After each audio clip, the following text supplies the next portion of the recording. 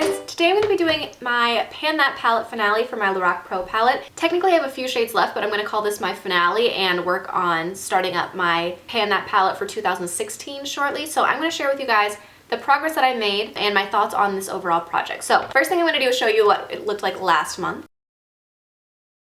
Alright, and this is going to be my finale for now. This is how it looks now. So last month I had taupe left. I had a good chunk of taupe left. I finished that up in my crease, and that is done now. I made major progress in gold. I hit pan, and there's a pretty good dent. I don't think this will take me too much longer to use up, probably about 2 more months. Pewter, I had pan in this corner up here, and so I made a pretty good progress. This will probably just take me next month to finish up, and then I'll be done. Sable, I made a little bit more pan in. These are all the same. I pretty much left those untouched since my decision to not use up those 4, since I didn't really like them all that much. So I pretty much spent most of this month layering gold and pewter on top of each other, and then putting sable in the outer corner and using it on my brows.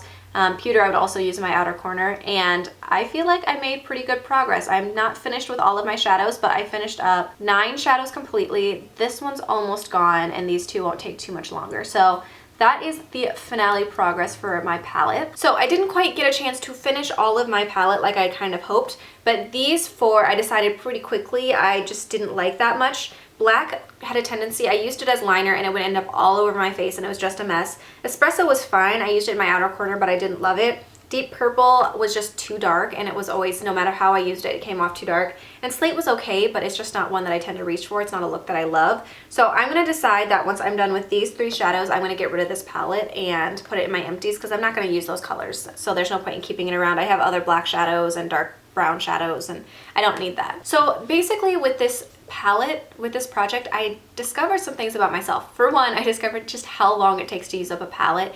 It definitely, I use this palette almost every day for an entire year. There were very few days that I didn't wear makeup, and even fewer days that I didn't use this palette. I usually used it in some form, and it took me a full year to use up 9 of those shadows. So that tells me that I don't need to buy a lot of palettes all the time, and it definitely helped curb my desire to buy some palettes that I didn't need. I wanted to buy the Vice 4, but I know I didn't need it.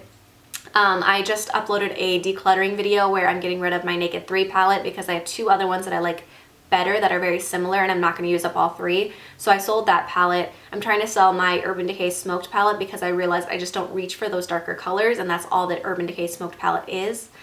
So if you're interested in buying the Smoked palette, that's still up for grabs. I'll link that video in a card here if you want to go check that out, but I'm going to try to sell that palette off because I never reach for it.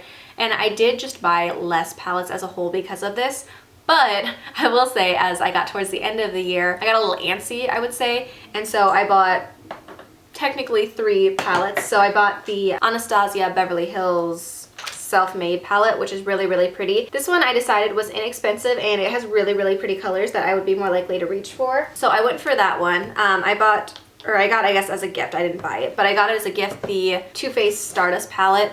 I used that in To Get Ready With Me recently. I'll leave linked here as well. I bought the Tarte Holiday gift set, so this one actually has like 3 palettes in it. So this one technically has these 3 palettes in it, but as a whole I thought about all of those palettes a little bit more than I would normally probably, but as a whole I bought a lot less palettes than I usually would have. I think I didn't go crazy during the holiday season with all the palettes that were coming out. I tried to be better about buying palettes that I knew I would wear. So because of that, I was realizing that there are a lot of palettes that have really pretty colors in it that I'm never going to reach for. Even in this palette, I realized that there were 4 colors that I just don't go for. I'm not going to use those even if I try to force myself. I just don't like them, and I'm not going to force myself to use those up because if I weren't trying to pan a palette, I wouldn't be trying to use those anyway. Basically, I realized a lot about palettes, how long it takes to use them up. I never would have guessed that it would take over a year to use up a palette in the way that I'm using them. And it kind of changed my makeup style a little bit too, though, which was kind of nice. I started smoking out my lower lash line a little bit more, which I actually learned that I really like that look. Rather than a harsh liner look, I smoke it out a little bit more, and I like that look. I've started using darker crease and outer V colors, which I liked. It's a little bit more dramatic, but I probably wouldn't have gone for it as much without using this palette up. And there are definitely colors that I've learned that I need to reach for. I need to be more adventurous and try them out, because there were colors in this palette that I loved. I really ended up loving garnet, and I didn't expect to. And there's colors that I just really liked that I wouldn't have thought of before this. I also learned that I need to play with layering colors a little bit more. I know that there are colors that are straight up, they're beautiful on their own, which is fun, but it's also kind of fun to experiment and layer colors and see what happens when you experiment and layer them, and that's just a new experience. So I really enjoyed this process. It was a long year with a big palette like this that I thought would go a lot faster. I thought I would use up more colors than I did, but it was interesting to see how it went. So I definitely will be finishing off the 3 colors that I have left in the next couple of months. I'm going to try to finish that up in January or February, and then that'll show up in my empties because I want to get rid of the packaging. I don't like to hang on to stuff if I don't need to. So I'm going to finish that up.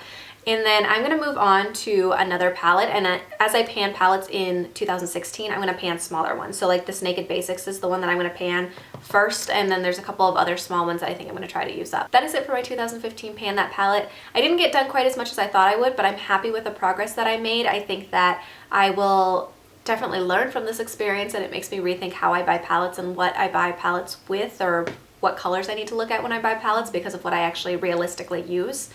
So like the Urban Decay smoky palette that everyone is going for, I realized that I just really shouldn't go for that palette because I don't use the smoky colors. It's not my type of color. So even though everybody's talking about how great it was, I knew to just stay away from it because of what I kind of learned about myself from this panning experience. So I would love to see if you guys did a 2015 Pan That palette, or if you're going to do the 2016 one. I would love to hear what you guys are doing or your thoughts, what you learned from this process.